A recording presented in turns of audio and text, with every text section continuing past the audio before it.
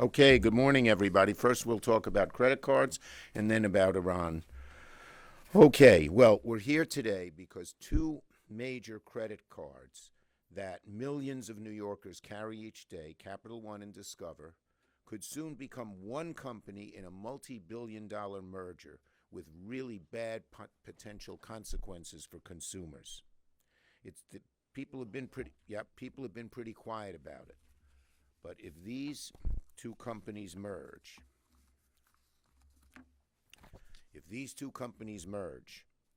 this is Capital One and Discover, it could mean higher interest rates, bigger fees, less competition for tens of millions of customers and millions in New York and Long Island.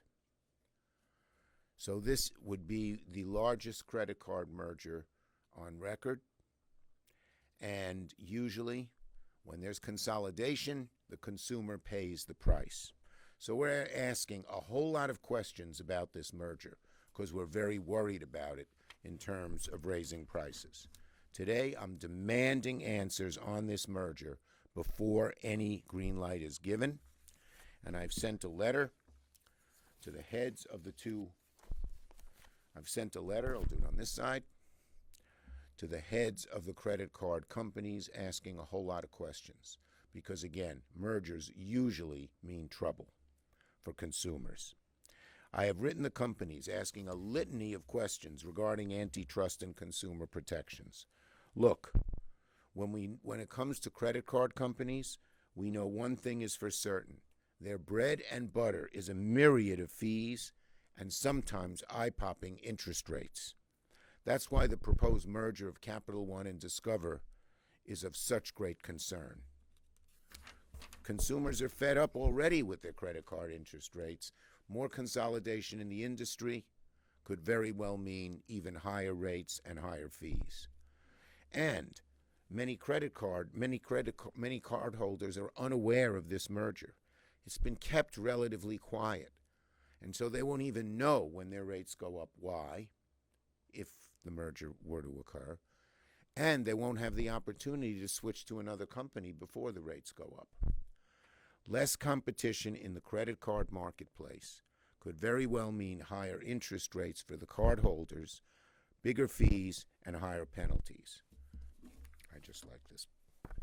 I got to give it to Angelo and Paige. Look how they put these two cards together. Very good. Okay. So let me just say this. What are the kinds of fees that could go up?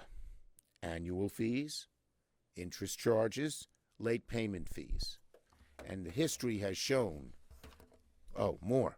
Wait. Let me start over. There are more of them.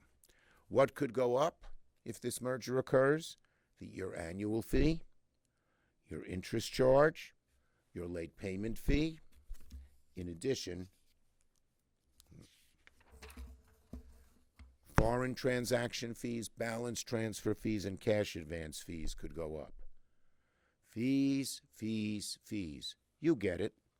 And consumers are tired of it. We've all had enough, and the credit card companies are anything but broke.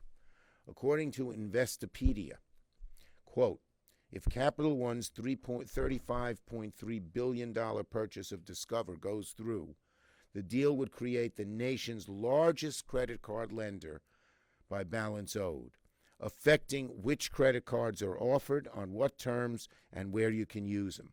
It could shake up the overall market for credit cards at a time when plastic is an increasingly important part of U.S. household finances. According to the public, the deal comes as the use of credit cards and credit card debt is growing fast. And the CFPB, that's our Consumer Protection Board, they've warned us. The CFPB says bigger banks tend to charge higher interest rates. Let me give you one example. According to the CFPB, large institutions charge customers with good credit scores an average of 28% on late fees, while smaller banks only charged 18%. So there's a rule here that often occurs. The larger the company, the higher your rates. And this is going to create the largest company on record. Bigger banks charge consumers more, plain and simple. Overall credit card debt, as you know, has been breaking records. It's $1.3 trillion right now. The average consumer owed $6,000 on their credit card in the third quarter of 2023, according to TransUnion, which keeps these records. So, we need to get answers, and we need to make consumers aware of these answers. And we will shine a light on. So if that you have one, whoops, sorry about that.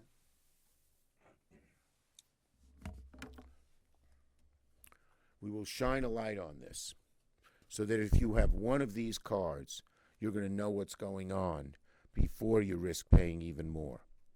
We want to know about potential increase in fees. We want to know what this will do to the marketplace. We want to know how consumers are being made aware. Right now, from these credit card companies, we have more questions than answers. Okay? Now let me just say a word on Iran. So, Iran and its proxies are the most destabilizing force in the Middle East. We see this every day in Yemen, in the Red Sea, in Lebanon, Iraq, Syria. They have little regard for peace and little regard for their fellow citizens of the Middle East.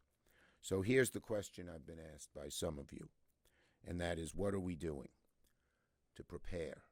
I know the president and his team are working hard to prevent escalation and are prepared to defend any attack and respond swiftly if necessary. Look, overall, tensions are high across the Middle East, and that's why we want to pass. I've been working on this all weekend. That's why we want to pass the bipartisan Senate infrastructure bill because, tensions in the Middle East are very high. That's why we want to pass the National Security Supplemental. It's critical, and we are all urging Speaker Johnson to put it on the floor of the House. It passed the Senate in a large bipartisan majority with 70 votes. Okay? We'll take questions on these two subjects. First, on credit cards. Any questions? Okay, then on Iran.